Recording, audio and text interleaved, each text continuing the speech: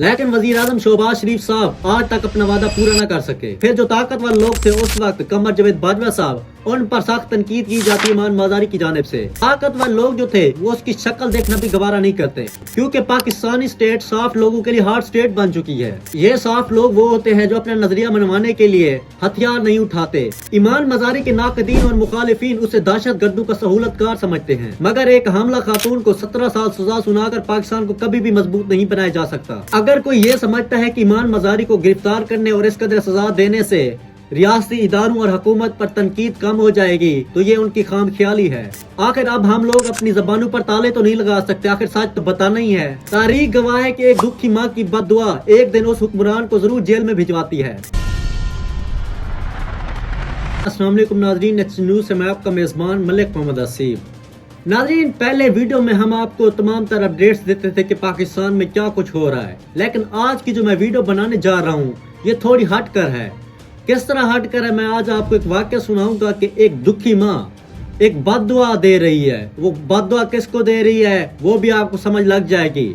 लेकिन ये जो बद्दुआ है ये किसी एक शख्स को नहीं है, बल्कि एक पूरे सिस्टम को है। वो भी आप जान जाएंगे कि किसको बद्दुआ दे रही है।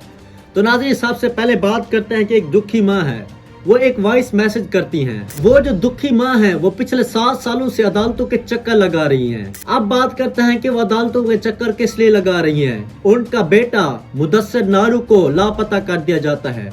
जो मुदस्सिर नारू है वो एक सहाफी भी है और इसके साथ साथ एक शायर भी है। तो अब बात करते हैं कि आखिर मुदस्सिर नारू का क्या कसूर है, आखिर उसको इस कदर क्यों सजा दी जा रही है। तो नाज़रीन, जो मुदस्सिर नारू थे उनने 2018 में जब वजीर आजम इमरान खान थे तो उस वक्त उनने पंजाबी फिल्म की एक नज़म फेसबुक पर पोस्ट की थी, जिससे ताकतवर लोग बहुत ज्यादा नाराज हो गए। इसके साथ साथ मुदस्सिर ने 25 जुलाई 2018 के इलेक्शन पर भी बहुत सारे एतराज़ात किए और उसके बाद फिर वही हुआ जो अक्सर हुआ करता है। जो ताकतवर लोग थे वो तो नाराज हो गए, फिर उन्होंने 20 अगस्त 2018 को मुदस्सिर नारू को लापता करवा दिया। मुदस्सिर नारू एक शादीशुदा शख्स था, उसका एक बेटा भी था जिसका नाम सच्चल है। सच्चल की उम्र सिर्फ 6 माह थी और उसकी बीवी का नाम सद्दाफ है।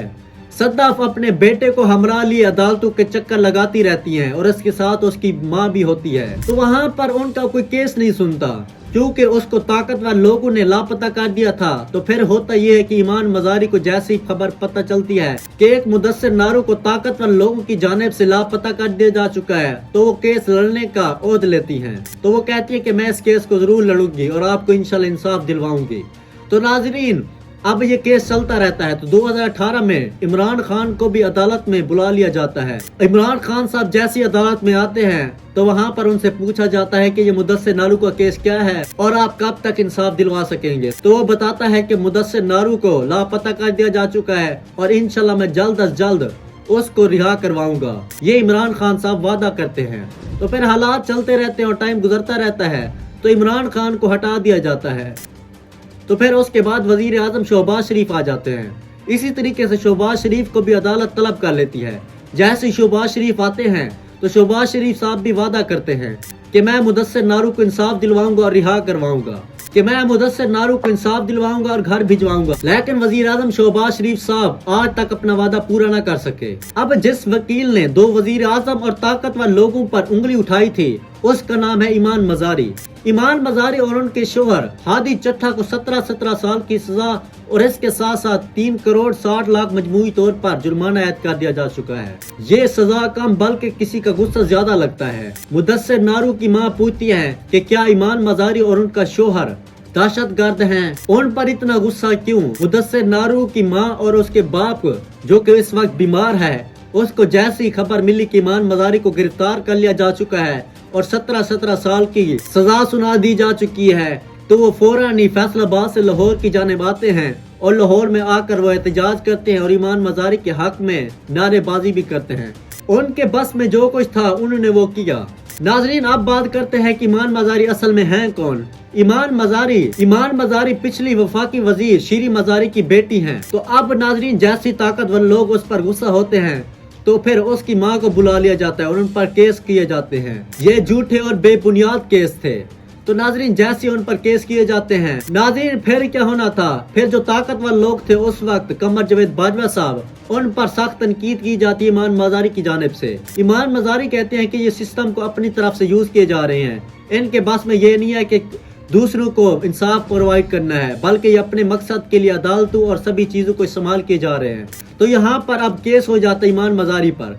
ईमान मजारी पर जैसी केस होता है, उसके बाद 26 मई 2022 को इस्लामाबाद के थाना रमना में ईमान मजारी के खिलाफ एक मुकदमा दर्ज किया जाता है। फिर ईमान मजारी को गिरफ्तार कर लिया जाता है। तो नाज़रीन जैसी फिर वो अदालत में उनको बुलाया जाता है, तो ईमान मजारी का जो वकील था ज़ैनब जंजुआ, तो वो माफी तलब कर लेता है। वो इज़हार अफसोस करता है कि हमने जो कुछ बातें की हम उस पर इज़हार अफसोस करते हैं। तो फिर उसके बाद एक के बाद दीगरे ईमान मजारी पर केस चलते रहते हैं और फिर चलते ही रहते हैं। लेकिन फिर पीक एक्ट 2025 मंजूर हो गया। फिर उसके बाद 26वीं और 27वीं आईनी तरमीम मंजूर हो गई। तो नाज़रीन फिर जैसी 26वीं और 27वीं आईनी तरमीम मंजूर होती है, तो ईमान मजारी को खतरा था कि मुझे 6 से 7 माह की सजा हो सकती है। तो फिर ईमान मजारी को क्या पता था कि उसका कसूर इतना बड़ा था कि उसने 2 वजीर आजम को अदालतों में बुलवाया था और इसके साथ साथ ताकतवर लोगों पर तनकीद करती थी।